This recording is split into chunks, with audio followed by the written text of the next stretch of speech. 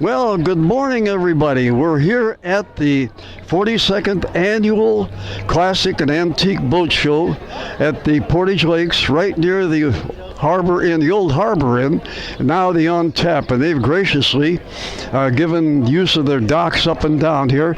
And Ray's going to show you an amazing array of boats here. And we've got one young man that's going to talk to us, and it's Aaron, and he owns a boat called the Silver Streak. Okay. Silver Arrow. Silver Arrow. Okay. You want to step up here and? Okay. You got him. Okay. Yeah. Yeah. Same way right here. Yeah. Okay. Photographer, he knows how to do it. Okay.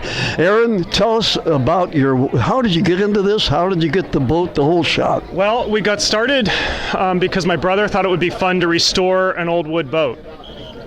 Started in 2001 and rebuilt a 25-foot center console based on a custom 1950s launch built for members of the DuPont family.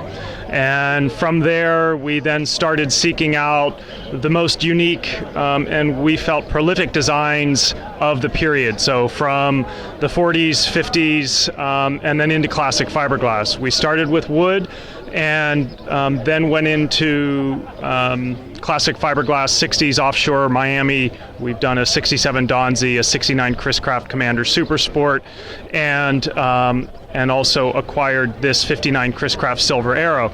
It's a boat that's a plank-on-frame wood construction with fiberglass deck. So it really was Chris Craft's first or second foray into fiberglass. They started in fiberglass in '56 with the Cobra, and it only had fiberglass cowling tail fin.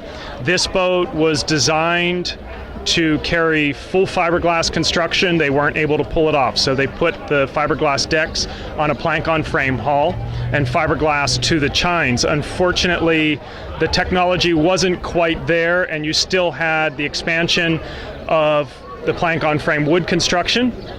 So this boat led to a huge number of warranty recall complaints with Chris Craft and the Cadillac, Michigan plant. They built 92 of them in 1958 and 59. This is hull number 50. It recently underwent a full restoration and came out of North Miami, Florida. Unique features. The boat really carries a red, white, and blue color scheme with a red and white interior. It's called the Silver Arrow, but it's really a blue-silver metallic. And it's an interesting challenge. Of the 92 built, there's probably a handful on the water, but the individuals that own them are absolutely passionate about the boats. Some have owned them, sold them, and either reacquired, looking to acquire, or they're owned in mass. There's several individuals in different parts of the country that own several. There's a gentleman in Arizona that owns 8 or 9 of them. Fully disassembled the boats, cataloged the boats. So they really have a pretty fascinating history. After Chris Craft's attempts with fiberglass in this boat, the lake and sea boats of 57, 58, or 56, 57, and this boat, then they ended up selling Chris Craft in 1960 when fiberglass really was starting to come on strong. That's when they were trying to buy Piper Aircraft. Yes. That was a big legal battle. You're a walking encyclopedia. Well, it's important to do the research in order to be able to do the restoration and know what's right and what's not. You need to make sure that you know exactly what went into the boat and what the history was behind it. Is this a business for you or a hobby? We are in business restoring boats. It began as a hobby, and it is one of our businesses. That's the way it always turns out. How's it going? Very well.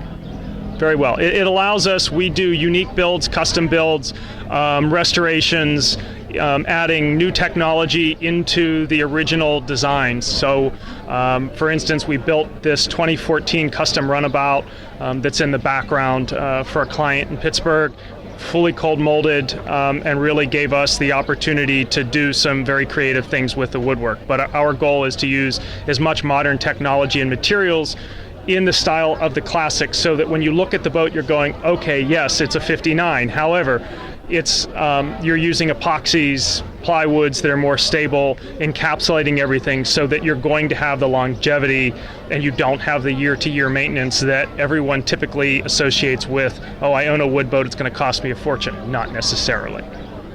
Well, you're based in Pittsburgh? Yes, Pittsburgh. You want to give a commercial, an address, or whatever? Why Not Yachts? And it's ynotyachts.com. That's the name of it. That's okay, the name of do you go to shows all over the country? We do mainly East Coast. We've done new power shows, classic shows, but it's really about getting to shows. It's not so much about the judging, or it's not about the judging at all. It's really about getting people to experience the boat. So if you can get people out and give them rides, get the experience with a diverse group of boats, that's really what our goal is. You got the bug with the hobby, right? And sure. then that was it. You backed into business. Right. Well, thank you very much. We learned a lot. We're going to have a quiz you can give Ray later to see if he's actually listening. Hey, well, good luck to you. All right, thank you. And if I had a boat, I'll tell you, I would have you restore it, okay? All right, thank you. Thank you. Oh, by the way, I've got a question for you. Sure. I own what they call a ghost airplane. It's in storage right now. I'd like to have that rebuilt.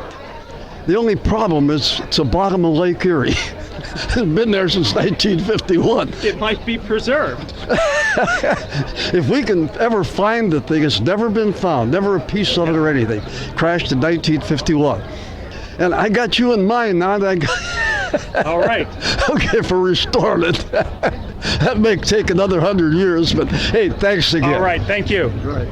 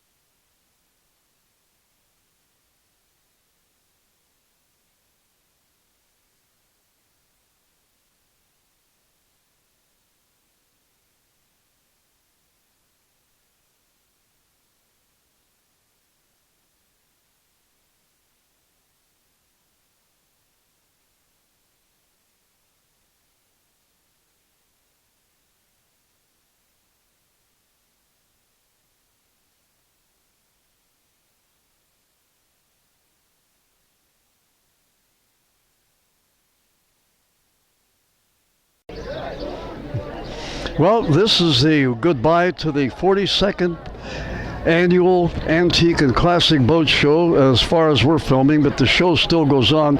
Goes on every year, once again, 42nd anniversary of the Antique Classic Boat Show, one of the premier events in the Portage Lakes area. And it's well attended. They got beautiful boats here. So every year you can count on it again for the 43rd. And it stretches around. It's at the old Harbor Inn, which is now on tap, and they graciously permitted the organization to have boats. There's over 50 boats here, and these are just breathtaking. Some of the workmanship, in fact, all of the workmanship on these boats. This is something you don't ever want to miss. It goes with one of the big events down here in the Portage Lakes area. The crowd is just starting to come in. So we're going to say goodbye to it. And we will be here, we hope, next year.